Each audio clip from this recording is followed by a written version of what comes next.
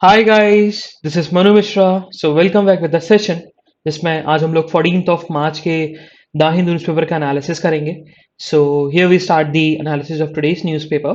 So the first news, it's from the politics, we can say that. So हुआ क्या, अभी elections के result आए 5 स्टेट्स के, और इन 5 स्टेट्स में कांग्रेस पार्टी ने, इंडियन नेशनल कांग्रेस ने जो परफॉर्म किया था 2017 में, उससे भी खराब परफॉर्म किया इस बार के इलेक्शंस में इन 5 स्टेट्स में। क्योंकि देखो, गोवा में तो 2017 में तो गवर्नमेंट फॉर्म हो गई थी, वो तो उसके बाद क्या होने लगा कि हॉर्स ट्रेडिंग होने लगी एमएलएस की, तो बीजेपी ने अपनी गवर्नमेंट फॉर्म कर ली। इवन उत्तराखंड में भी अच्छा परफॉर्म किया था। उसके बाद आपका पंजाब में उनकी उनकी उनकी गवर्नमेंट थी। मणिपुर में भी उनके पास अच्छा अच्छा परफॉर्मेंस था। इवन मतलब देखा जाए तो बीजेपी की मेजोरिटी नहीं आई थी, बीजेपी को कोलिजन के साथ गवर्नमेंट फॉर्म करनी पड़ी थी। बट इस बार पूरी मेजोरिटी उनके पास। तो इसी चीज को लेकर जो कांग्रेस वर्किंग कमेटी है, कांग्रेस वर्किंग कमेटी की मीटिंग हुई, और यही डिस्कशन हुआ कि क्या करना चाहिए, कैसे कांग्रेस को रिवाइव किया जाए। क्योंकि अब लोग ना आम आदमी पार्टी को एक सेकंड पार्टी मानने लगे हैं, ना कि आपके कांग्रेस को। क्योंकि दो मेन पार्टीज थी, अगर हम बात करें 2014 तक या 2000 अभी भी, तो दो मेन पार्टी से बीजेपी या कांग्रेस। लेकिन अब लोगों के दिमाग में एक ऐसा आने लगा है कि नाउ कांग्रेस का जो है वो समय खत्म हो चुका है, एंड हमारे पास एक नया अपोजिशन होना चाहिए, एक नया अपोजिशन जो कि आम आदमी पार्टी ले सकती है। क्योंकि आम आदमी पार्टी ने अच्छा परफॉर्म किया, इवन गोवा में भी उनकी 2 सीट्स आई, एंड इवन उनकी पंजाब में दोनों गवर्नमेंट फॉर्म कर ली। तो इसी चीज को लेकर एक कांग्रेस वर्किंग कमेटी की मीटिंग थी, और उस मीटिंग में डिस्कशन यही हुआ लीडरशिप को लेकर। But Sonia Gandhi he leader रहेंगी, ये क्लियरली हो चुका है। हाँ, उन्होंने ये चीज जरूर बोली है कि हाँ, हम लोग जो डायनेस्टी वाला जो कॉन्सेप्ट आप एलिगेशन हम पे लगाते रहते हैं, उस बेसिस पर मैं रिजाइन कर सकती हूँ। लेकिन विद मेजोरिटी उनके सपोर्ट में लोगों ने वोट दिया और बोला कि आप ही चीफ रहिए। मूविंग फर्दर, सो हुआ क्या कि एक मिसाइल इंडिया की पाकिस्तान की टेरिटरी में गई, और जिसके चलते प्रॉपर्टी डैमेज हुई पाकिस्तान के, पाकिस्तान में रह रहे लोगों की। हाँ, कोई इंजरी नहीं हुई किसी को भी, कोई फिजिकल इंजरी या कोई डेथ नहीं हुई। बट देखा जाए तो ये एक ऐसी चीज है कि आप किसी की टेरिटरी में मिसाइल नहीं दाग सकते भाई, है ना, विदाउट एनी कॉन्फ्लिक्ट सिचुएशन। तो इसी चीज को लेकर प्राइम मिनिस्टर ने मीटिंग करी कैबिनेट कमेटी ऑन सिक्योरिटी को लेकर। अब कैबिनेट कमेटी ऑन सिक्योरिटी होती क्या है? It's a high level meeting, और it's a final decision making committee about the defence scrutiny, defence system, इन सब चीजों को लेकर। एंड इंडिया में कैबिनेट कमेटी ऑन सिक्योरिटी में कौन कौन होता है? प्राइम मिनिस्टर होता है, आपका defence minister, cabinet defence minister, external affair minister, finance minister and home minister. ये 5 लोग होते हैं। 5 लोगों के साथ साथ कैबिनेट सेक्रेटरी भी होता है, डिफेंस सेक्रेटरी भी होता है, और नेशनल सिक्योरिटी एडवाइजर भी होता है। So these are the 8 people जो कि कैबिनेट कमेटी ऑन सिक्योरिटी की मीटिंग अटेंड करते हैं। एंड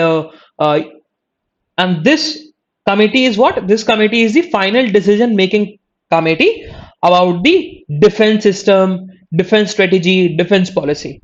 ठीक है, तो उसी चीज को मीटिंग थी, एंड प्राइम मिनिस्टर ने ब्रीफ किया अबाउट द मिसाइल इशू को लेकर, एंड रिव्यू किया डिफेंस सिचुएशन को लेकर। ठीक है, क्योंकि ये क्योंकि पंजाब, जो पाकिस्तान के पंजाब रीजन में जो इंडिया की, ऐसा बोला जा रहा है कि ब्रह्मोस मिसाइल है, and BrahMos missile is a hypersonic missile.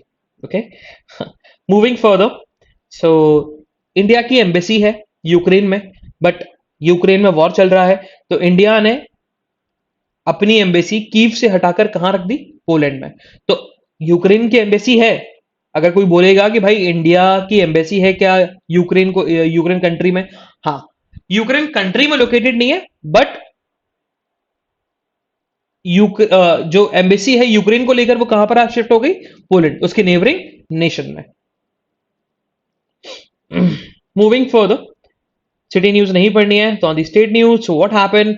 जो हुआ क्या, इलाहाबाद हाई कोर्ट में 2021 in the month of January, एक साल पहले से भी ज्यादा, एक पिटीशन फाइल हुई। और पिटीशन ये था कि अगर आप कभी मथुरा गए हो, या जो लोग गए हो वो जानते होंगे, जो जन्मभूमि है, जो कृष्ण जी की जन्मभूमि है मथुरा में, बहुत बड़ा टेम्पल है। उस टेम्पल से लगा हुआ ही एक मॉस्क है, ईदगाह है। ठीक है, तो टू डिफरेंट रिलीजन के रिलीजियस सेंटीमेंट जुड़े हुए हैं उससे। एंड हिंदूज का ऐसा कहना है कि वहां वो देखा जाए वो टेम्पल्स की प्रॉपर्टी है, एंड मुगल्स ने वहां पर टेम्पल्स को तोड़ा और मॉस्क बना दिया, ईदगाह बना दिया। सो इस चीज को लेकर पिटीशन फाइल की गई, और पिटीशन फाइल 2021 में हुई थी, जनवरी 2021 में। एंड पिटीशन इज अबाउट कि भाई ईदगाह बना हुआ है, ईदगाह का मैनेजमेंट भी है, मॉस्क मैनेजमेंट भी है, मतलब मैनेजमेंट जो मैनेज करते हैं मॉस्क को, तो वो लोग कंस्ट्रक्शन हटा दें वहां से, पूरे मॉस्क का कंस्ट्रक्शन नहीं हटाएं, लेकिन ऐसा कंस्ट्रक्शन हटा दें जो ऐसा कंस्ट्रक्शन जिन्होंने टेम्पल की प्रॉपर्टी पर इंक्रोच करके रखा हुआ है, इंक्रोच मतलब अतिक्रमण करके रखा हुआ है टेम्पल की प्रॉपर्टी पर, वो हटा दें।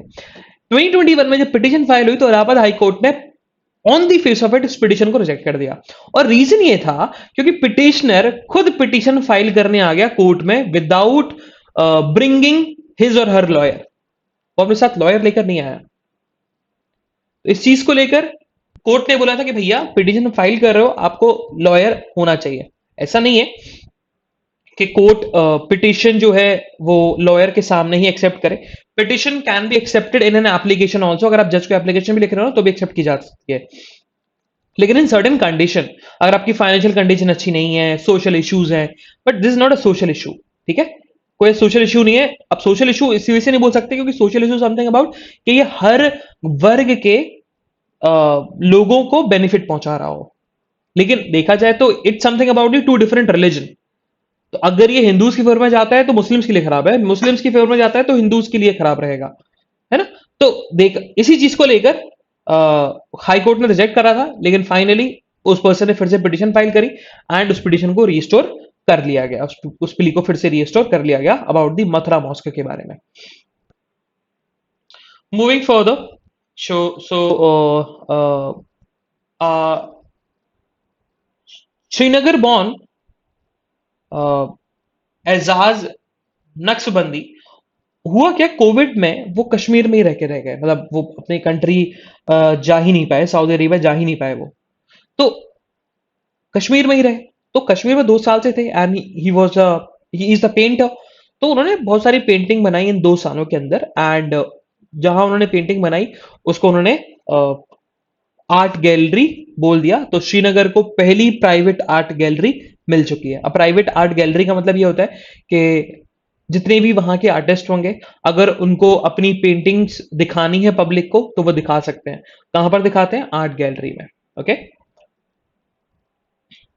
Moving further, so on the editorial page, देखो आज एडिटोरियल बात करें ना तो आज एडिटोरियल में भी कुछ ऐसी एडिटोरियल्स नहीं है, बस एक को छोड़कर, that's about the unguided missile. बाकी सब दिस समथिंग अबाउट यूक्रेन हम ऑलरेडी डिस्कस कर चुके हैं। This is something about politics, नहीं पढ़ना है। And this one is something about local issue. तो ये बेसिकली बता रहा है आपके कास्टिज्म को लेकर, है ना, कि कास्ट मर्डर केस हुआ था तमिलनाडु में, जिसको ऑनर किलिंग जिसको बोल सकते हैं, ऑनर किलिंग हुई थी, उस चीज को लेकर पनिशमेंट दी गई। तो वही लोकल इशू है, तमिलनाडु का लोकल इशू हमें नहीं पढ़ना है। ठीक है, तो हमारे लिए एक ही आज इंपॉर्टेंट एडिटोरियल है। बाकी आगे एक एडिटोरियल आएगा in the term of FAQs, बहुत ही इंटरेस्टिंग है, वो जरूर पढ़ना। ठीक है, वो बहुत मजेदार है, पढ़ेंगे अपन उसको। चलो, तो first will discuss the unguided missile. तो यही बताया गया कि एक्सीडेंटल फायरिंग हुई of missile by India into the Pakistan, जिसके चलते दोनों नेशंस में जो टेंशन थे और टेंशन राइज हो गए। लेकिन प्रॉब्लम यह है कि दोनों नेशन जो है ना, it's a nuclear armed countries. तो ये ऐसी चीज नहीं होनी चाहिए जो कि कॉन्फ्लिक्ट को और एस्केलेट कर दे। ठीक है, तो इसी चीज को लेकर गवर्नमेंट ऑफ इंडिया ने क्या किया? गवर्नमेंट ऑफ इंडिया ने यही बोला कि हाँ, ये 9 मार्च को इंसिडेंट हुआ था and because of the technical malfunction routine maintenance चल रहा था और ये मिसाइल जो है वो चली गई। ठीक है, मेल फंक्शन की वजह से चली गई। इसी के चलते इंडिया ने ऑर्डर करा है high level court of inquiry कि भाई इस केस में इंक्वायरी होगी। कैसे भाई? टेक्निकल मेल फंक्शन है, ऐसे तो कोई nuclear missile technical malfunction चली जाएगी, फिर क्या करोगे आप? ये भी बहुत बड़ी दिक्कत है ना। इसी चीज को लेकर पाकिस्तान ने भी कंसर्न जताया था। पाकिस्तान के पाकिस्तान अथॉरिटीज ने फोन किया टू दी एम्बेसी जो कि सिचुएटेड है इस्लामाबाद में, इंडियन एम्बेसी में। उन्होंने अपने कंसर्न्स बताए एंड और कंसर्न्स को मद्देनजर रखते हुए रिप्लाई भी किया गया बाय द इंडियन एम्बेसी कि भाई हम लोगों ने इंक्वायरी बनाई है। बट पाकिस्तान इससे बिल्कुल भी एग्री नहीं करता। पाकिस्तान का ये कहना है कि इस केस में जॉइंट इन्वेस्टिगेशन होनी चाहिए, मतलब पाकिस्तान और इंडिया दोनों जॉइंट इन्वेस्टिगेशन करेंगे। लेकिन ऑथर ने बोला कि भैया ये सब पागल, ये सब बेवकूफी है। जॉइंट इन्वेस्टिगेशन तो इंडिया कभी भी नहीं मानेगा, है ना, और ना ही इंडिया को मानना चाहिए। हाँ, चाहते हैं कि इस रीजन में स्ट्रेटेजिक स्टेबिलिटी रहे, लेकिन ऐसा नहीं है कि आप हमारे इंटरनल अफेयर्स में इंटरवीन करोगे। हाँ, हमारी गलती थी, उस गलती को लेकर हम लोग खुद अपनी गलती सुधार रहे हैं, इन्वेस्टिगेशन कर रहे हैं, इंक्वायरी कर रहे हैं, लेकिन आप इंक्वायरी में इन्वॉल्व हो, ये हमें बिल्कुल भी सही नहीं लग रहा। ये इंडियन गवर्नमेंट का रिप्लाई था। देन ऑथर का यही कहना है कि देखो, जब ऐसी मेल फंक्शंस होती हैं, टेक्निकल मेल फंक्शंस होती हैं मिसाइल्स को लेकर, तो एक डाउट क्रिएट हो जाता है एक नेशन के ऊपर, उसकी कैपेबिलिटीज के ऊपर डाउट क्रिएट हो जाता है कि भाई आप कैसे एक न्यूक्लियर वेपन्स को कमांड कर सकते हो। आप कैसे, अगर आप न्यूक्लियर में कहीं मेल फंक्शन हुआ फिर क्या होगा। और दिक्कत यह है क्योंकि दोनों नेशन न्यूक्लियर नेशन है, पाकिस्तान भी है, इंडिया भी है। तो अगर गलती से भी कोई नेशन से भी गलती होती है, तो पहले तो यूएस था कि भाई दोनों कंट्रीज को अलग अलग रखता था कि भाई कॉन्फ्लिक्ट में मत आओ, लेकिन अब यूएस भी इतना इन्वॉल्व नहीं होता। तो एक डर पैदा हो जाएगा ऐसे इंसिडेंट से दोनों रीजन्स में। ठीक है, तो इसी चीज को लेकर फिर आगे ऑथर ने यही बताया गया कि इंडिया को ऐसे स्टेप्स नहीं लेने चाहिए या ऐसी मेल फंक्शंस नहीं होनी चाहिए फ्यूचर में कि इंडिया की कैपेबिलिटीज के ऊपर, इंडिया की डिफेंस कैपेबिलिटीज के ऊपर अदर कंट्रीज का डाउट क्रिएट हो जाए। ऐसा नहीं होना चाहिए। ठीक है, पाकिस्तान की तरफ से डिस्क्रिप्शन भी आया था कि भाई देखा जाए तो ये जो मिसाइल आई है ना, वो स्पीड ऑफ साउंड से 3 टाइम्स तेज मिसाइल थी, 3 टाइम्स तेज उसकी स्पीड थी। ठीक है, 40,000 फीट पे आया था and it's a surface to surface missile. तो ऐसा स्पेकुलेशन है कि ये ब्रह्मोस की सुपरसोनिक मिसाइल है।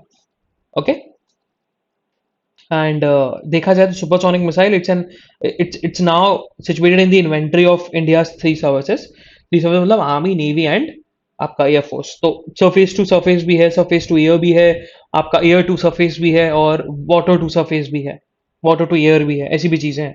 और इंडिया अभी और मिसाइल सिस्टम्स को बना रहा है, even hypersonic variant. Hypersonic variant की हम बात करें तो it's around 5 times higher than the speed of sound. Okay, तो इसी चीज को लेकर बना रहे हैं। और ऑथर का यही कहना है कि देखो, ऐसे इंसिडेंट्स याद दिलाते हैं पास्ट के। तो 2019 में जब बालाकोट एयर स्ट्राइक हुई थी, तो इंडिया का एक हेलीकॉप्टर था, चॉपर था, MI-17V5, वो क्रैश हो गया था। और वो क्रैश, जब इन्वेस्टिगेशन हुई इस क्रैश को लेकर, तब पता लगा कि इजरायली मिसाइल थी, है ना, इजरायली बिल्ड मिसाइल थी, जो कि इंडियन प्लेन से निकली हुई थी। इंडियन ने ही उसको प्लेन से निकली हुई थी, बट टेक्निकल मेल फंक्शन की वजह से वो शूट आउट हो गई थी, वो मिसाइल शूट आउट हो गई थी। इसके चलते उस हेलीकॉप्टर में वो मिसाइल टकराई एंड ब्लास्ट हुआ, और जितने भी लोग थे हेलीकॉप्टर के अंदर, चॉपर के अंदर, उन सबकी डेथ हुई। और इवन डेब्रिशेस की वजह से जो जमीन पर गिरे, जो वहां के जो लोग थे सिविलियन से, उनकी भी डेथ हुई है, कुछ सिविलियंस की डेथ हुई थी। तो इस चीज को लेकर ऑथर का यही कहना है कि अगर हमें इंटरनेशनल एक पोडियम पे खड़ा होना है, एक इंटरनेशनल ये बोल सकते हैं एक रिलायबल इंटरनेशनल रिलायबल नेशन बनना है, तो इंडिया को ऐसी गलती नहीं करनी चाहिए। नहीं तो लोगों को फिर डाउट होगा इंडिया की डिफेंस कैपेबिलिटीज को लेकर। Okay, moving further, assembly polls नहीं पढ़ना है अगेन।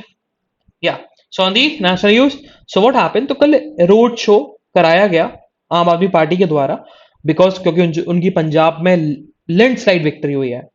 एंड इस चीज को लेकर आम आदमी पार्टी के जो चीफ हैं अरविंद केजरीवाल, उन्होंने बोला है कि आम आदमी पार्टी ने जो प्रॉमिस किए थे पंजाब के लोगों को लेकर कि हम अगर हम गवर्नमेंट फॉर्म करते हैं तो ये स्टेप्स लेंगे, उन्होंने बोला है कि हम अपने वादों पर खड़े हुए हैं और सारे प्रॉमिस फुलफिल किए जाएंगे। मूविंग फर्दर, सो राष्ट्रीय Swayamsevak Sangh, the one of the not one of the largest organization in all over world, उसका ये कहना है कि अगर इंडिया में अनएम्प्लॉयमेंट को एलिमिनेट करना है, रिड्यूस करना है, तो हमें वर्क अपॉर्चुनिटीज को प्रमोट करना चाहिए और इस चीज को लेकर हमें होम ग्रोन इंडस्ट्रीज खोलनी चाहिए। मतलब सिंपल सी बात, आत्मनिर्भर की बात कर रहे हैं, आत्मनिर्भर को लेकर के हमें खुद की इंडस्ट्रीज खोलनी चाहिए और खुद के लोगों को एम्प्लॉयमेंट देना चाहिए। मूविंग फर्दर, सो आपको अगर याद होगा, बिफोर दिस वॉर इंडिया ने रशिया के साथ एक तो एस S-300 आपका जो है वो डिफेंस सिस्टम लेने की बात करी थी कि हम लोग ये डिफेंस सिस्टम लेने वाले हैं, है ना। एंड उसके साथ साथ ये था कि भाई India Indian Indian army personnels, Indian para army personnels के पास जो मिलिट्री पर्सनल्स के पास जो वेपन्स होते हैं ना, जो राइफल होती है, वो राइफल्स को रिप्लेस किया जाएगा with the new rifles AK-203। ये था। और अराउंड 6 लाख से भी ज्यादा राइफल्स, असॉल्ट राइफल्स आनी थी जुलाई में, है ना। लेकिन ये चीज डिले हो जाएगी because of the Ukraine Russian crisis. ठीक है, ये चीज। और हमने ये भी था कि इंडिया में बिल्ट अप होगी, इंडिया में बिल्ड होगी। अमेठी में सुना था कि अमेठी जो है आपका सिटी है इन यूपी, वहां पर इन राइफल्स को बनाया जाएगा। ट्रांसफर टेक्नोलॉजी हुई है। मूविंग फर्दर, सो जैसे ही इंडिया के इंडिया अपना एवैक्यूएशन जो है वो रैप अप करने वाला है, और जैसे ही रैप अप करने वाला है, यूक्रेन में जो सिचुएशन है वो और ज्यादा एस्केलेट होती जा रही है।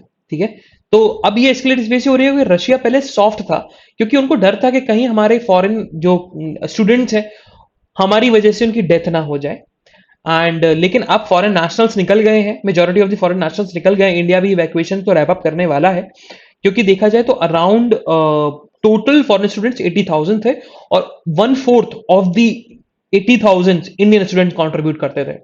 लार्जेस्ट पॉपुलेशन अगर फॉरेन स्टूडेंट्स की यूक्रेन में थी तो वो इंडियंस की थी।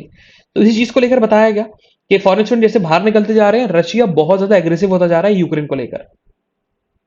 मूविंग फर्दर, सो गवर्नमेंट ने बोल दिया है कि जो ड्रग स्टोर्स होते हैं, मतलब मेडिकल स्टोर्स में जो मेडिकल स्टोर्स ओनर है और ड्रग स्टोर्स, वो अब न्यूट्रास्यूटिकल्स भी बेच सकते हैं। अब न्यूट्रास्यूटिकल्स क्या होता है, देखो, न्यूट्रास्यूटिकल्स इज अ मेडिसिन जो कि फूड से प्रोड्यूस होती है और आपके बॉडी को बेनिफिट पहुंचाता है। कैसे? देखो, मेडिसिन क्या होती है, फार्मास्यूटिकल्स क्या होता है, फार्मास्यूटिकल्स समथिंग अबाउट कि आपको ऑलरेडी बीमारी हो गई, अब आपकी बीमारी का जो इलाज है वो इस मेडिसिन से होगा, है ना, तो वो होता है ड्रग्स। अब न्यूट्रास्यूटिकल्स जो होते हैं वो it's about the nutrition, nutrition से भरी हुई मेडिसिन होती है। आपको कुछ बॉडी में कुछ होता नहीं है, बट उसको खाने से आपको फ्यूचर में जो डिसीज होगी या फिर डिसीज हो सकती है उसको प्रिवेंट करेगा। ठीक है, तो ये फूड से एक्सट्रैक्ट होता है, ये मेडिसिन जो है फूड से एक्सट्रैक्ट होता है, फूड में जो न्यूट्रिएंट्स होते हैं उनसे एक्सट्रैक्ट होता है। तो वही बताया गया कि अब गवर्नमेंट जो है उन्होंने बोल दिया है ड्रग स्टोर्स को कि वो न्यूट्रास्यूटिकल्स बेच सकते हैं। Moving further on the world news, so Iran ने क्लेम कर लिया है यूएस कॉन्सुलेट्स पे जो अटैक हुआ था in the country of Iraq, वो उन्होंने रिस्पॉन्सिबिलिटी क्लेम करी है। भाई, हमने अटैक किया था। अब वो रिटेलिएशन था, क्योंकि इसराइल ने सीरिया पर स्ट्राइक करी थी, जिसके चलते रिवॉल्यूशनरी गार्ड आर्मी है, रिवॉल्यूशनरी गार्ड आर्मी जो कि ईरान की बहुत प्रोमिनेंट आर्मी की विंग है, उसके 2 सोल्जर्स मारे गए थे। तो उसके रिटेलिएशन की वजह से हमने यूएस कॉन्सुलेट जो है उसके पास मिसाइल हमने फायर करी है, जो कि इराक में सिचुएटेड है। मूविंग फर्दर, सो यूएस के नेशनल सिक्योरिटी एडवाइजर का ये कहना है कि देखो, अगर चाइना स्टेप्स लेता है, रशिया के ऊपर सैंक्शंस लगे हैं उसको हटाने को लेकर, उसको एवेड करने को लेकर, तो रशिया को भी बहुत तगड़े कॉन्सिक्वेंसेस झेलने पड़ेंगे। कुछ नहीं, खाली पीली की धमकी, ऐसा कुछ होने वाला नहीं है। चाइना अपना काम करता रहेगा और यूएस कुछ नहीं कर पाएगा, ये फैक्ट है। देन बिकॉज अगर हम बात करें तो रशिया ना बहुत ज्यादा वीट और राइस सप्लाई करता था in the northern part of Africa, जैसे कि इजिप्ट हो गया, आपका आपका आपका आपका मोरक्को हो गया, इन सब रीजन में, ट्यूनीशिया हो गया, लीबिया हो गया, इन सारे कंट्रीज में। तो ये देखा जाए तो they are on the northern part of the Africa, northern Africa region. ठीक है, तो वहां पर रमजान आने वाला है और मुस्लिम पॉपुलेशन उधर बहुत ज्यादा है, इजिप्ट में, ट्यूनिशिया में, मोरक्को में मुस्लिम पॉपुलेशन बहुत ज्यादा है। तो रमजान आने वाला है, तो बहुत फूड के जो प्राइसेस है ना बहुत रैपिड तरीके से इंक्रीज हो रहे हैं, तो इन्फ्लेशन बढ़ रहा है, तो फूड क्राइसिस बढ़ते जा रहे हैं because of the price rise. Moving further, money wise नहीं पढ़ना है हमें, ना ही हमें स्पोर्ट्स न्यूज पढ़नी है, हमें पढ़ना है ये टेक्स्ट एंड कॉन्टेक्स्ट में आता है ये वाला, the functioning of international space station after sanctions. अब देखो है क्या, इंटरनेशनल स्पेस स्टेशन के बारे में समझो। देखो इंटरनेशनल स्पेस स्टेशन जो है वो कोलैबोरेशन है with many space agencies, international space agency जैसे कि नासा, फिर नासा के बाद रशिया का जो स्पेस एजेंसी है रॉस कॉस्मोस, देन यूरोप की है यूरोप स्पेस एजेंसी, देन आपकी कनाडा की है कनाडा स्पेस एजेंसी। तो इनके कोलैबोरेशन के साथ इंटरनेशनल स्पेस स्टेशन बनाया गया। ठीक है, अब इंटरनेशनल स्पेस स्टेशन देखा जाए तो ये अर्थ के लो ऑर्बिट में रिवॉल्व करता है, आपको ये दिख रहा है ना, तो this is international space station. कोई जमीन पे नहीं है ये आपका कहां पर है, ये आपका अर्थ के ऑर्बिट में है, एटमोस्फियर के बाहर है, 250 अर्थ के ऑर्बिट के 250 माइल्स के ऊपर है। ठीक है, एंड अच्छा अच्छा एक और स्पेस एजेंसी है जैक्सा, जापान की। ठीक है, जापान की भी स्पेस एजेंसी है इसमें। तो इन 5 स्पेस एजेंसी का कोलैबोरेशन है इंटरनेशनल स्पेस स्टेशन बनाने में। अब इंटरनेशनल स्पेस स्टेशन बन तो गया, लेकिन रशिया के ऊपर सैंक्शंस लगते जा रहे हैं because of the Ukraine crisis. अब यूक्रेन क्राइसिस के चलते देखा जाए तो सबसे बड़ा क्वेश्चन यही उठता है क्या इंटरनेशनल स्पेस स्टेशन जो है क्या वो स्टेबल रह पाएगा, उसके जो मिशंस हैं, फ्यूचर में आने वाले मिशंस हैं, प्रेजेंट में आने वाले मिशंस हैं, उन पे क्या इंपैक्ट पड़ेगा। तो उसी चीज को लेकर डिस्कशन हुआ है। तो सबसे पहले यही बताया गया कि देखा जाए तो इस इंटरनेशनल स्पेस स्टेशन में ना हर कंट्री का कुछ ना कुछ अलग काम है, और रशिया का जो काम है, रशिया का काम ये है कि इंटरनेशनल स्पेस स्टेशन को कोऑर्डिनेट किया जाए ऑर्बिट के साथ, मतलब उसका ऑर्बिट जो है वो अफेक्ट ना हो, वो अपने ऑर्बिट में ही रिवॉल्व करे, है ना, ऑर्बिट में ही रिवॉल्व करते हैं। अर्थ है तो अर्थ कैसे रिवॉल्व करता है सन के, ऐसे यू रिवॉल्व करता है। तो अब ये अर्थ का ऑर्बिट है, तो वैसे ही अगर अर्थ ये है तो अर्थ के अराउंड भी इंटरनेशनल स्पेस स्टेशन रिवॉल्व करता होगा, उसका कुछ ना कुछ ऑर्बिट होगा। तो वो ऑर्बिट मेंटेन होना चाहिए, ऊपर नीचे नहीं होना चाहिए, अपनी डिस्टेंस को जो थी उसकी वही डिस्टेंस कवर अप करनी चाहिए, एक्सीड नहीं होनी चाहिए, कम नहीं होनी चाहिए, है ना। तो ये रशिया का काम है, रशिया ये काम करता है, और इस चीज को लेकर बहुत सारा फ्यूल लगता है, around 7 to 8 ton of fuel लगता है ना, फॉर ईच मैन्यूवर। और ये फ्यूल कौन बेयर करता है, रशिया। तो अगर रशिया के ऊपर सैंक्शंस लगाओगे तो भैया फ्यूल कैसे आप यूज कर पाओगे, क्योंकि रशिया से फ्यूल ही आता है, पहला। दूसरा उन्होंने बोला कि रशिया जो है का what the Russia role in maintaining the international space station. तो बताया है भाई ऑलरेडी कि रशिया का जो पार्ट है वो यही है कि module responsible for making course correction to the orbit of international space station, ये है। Then the second question, why does the orbit of international space station need to be corrected. ठीक है, तो ऐसा क्यों है, क्यों करेक्ट करने की जरूरत है। तो उस चीज को लेकर ऑथर ने यही बताया है कि देखो देखा जाए तो लो ऑर्बिट में रिवॉल्व करती है ये international space station around 250 miles above the earth, and अगर वो पुश देखा जाए तो ग्रेविटेशनल पुल है, अर्थ में ग्रेविटेशनल पुल है, तो अपनी तरफ खींचता है इंटरनेशनल स्टेशन को, अगर खींचेगा तो जमीन पे गिर जाएगा इंटरनेशनल स्पेस स्टेशन। और ऑर्बिट को मेंटेन करना इसी वजह से जरूरत है कि अगर किसी और सैटेलाइट से ना टकरा जाए, है ना, सबकी बहुत सारी सैटेलाइट्स हैं अर्थ के बाहर, तो किसी और सैटेलाइट से टकरा गया तो भाई डेब्रिशेस क्रिएट हो जाएंगे, जो कि अर्थ पे रह रहे लोगों के लिए बहुत इंपैक्टफुल होगा, हो सकता है भाई लैंड एरिया में गिर जाए तो और दिक्कत हो जाएगी। ये चीज बताया गया। देन फिर आगे ये बताया what is the extent of effort expense involve in the manoeuvre. तो बताया गया कि जो मैन्यूवरिंग होती है, जो रशिया का काम है, उसमें around 7 to 8 ton of fuel लगता है, जो कि रशिया बेयर करता है। लेकिन अब अगर रशिया के ऊपर सैंक्शन लग जाएंगे तो फिर फ्यूल के प्राइजेस तो वैसे ही बढ़ रहे हैं, तो और ज्यादा कॉस्टली हो जाएगा इंटरनेशनल स्पेस स्टेशन को मेंटेन करना। ओके, क्वेश्चन ये उठता है कि क्या व्हाट आर द लाइक्लीहुड कि रशिया बैकआउट कर सकता है। इस चीज को लेकर ऑथर का यही कहना है कि देयर इज लेस चांसेस कि रशिया बैकआउट हो उस मिशन से, क्योंकि अदर नेशंस ने भी बोला है कि सैंक्शंस हम इकोनॉमिक सैंक्शंस लगाएंगे और भी सैंक्शंस लगाएंगे, बट स्पेस स्टेशंस को लेकर सैंक्शंस नहीं लगाने वाले हैं। इवन यूएस ने भी क्लियर किया था इस चीज को लेकर। मूविंग फर्दर, बाकी और कोई ऐसा एडिटोरियल नहीं है या फिर बाकी कोई ऐसी चीज टेक्स्ट एंड कॉन्टेक्स्ट में नहीं है, जो हमारे एग्जामिनेशन पर्सपेक्टिव के लिए इंपॉर्टेंट हो, ये जरूर पढ़ना, बड़ा ही इंटरेस्टिंग है। So this is the analysis of today's newspaper. हम लोग कल फिर मिलेंगे with some exciting news, exciting current affairs. तब तक के लिए bye bye, have fun and enjoy your day. Bye bye guys.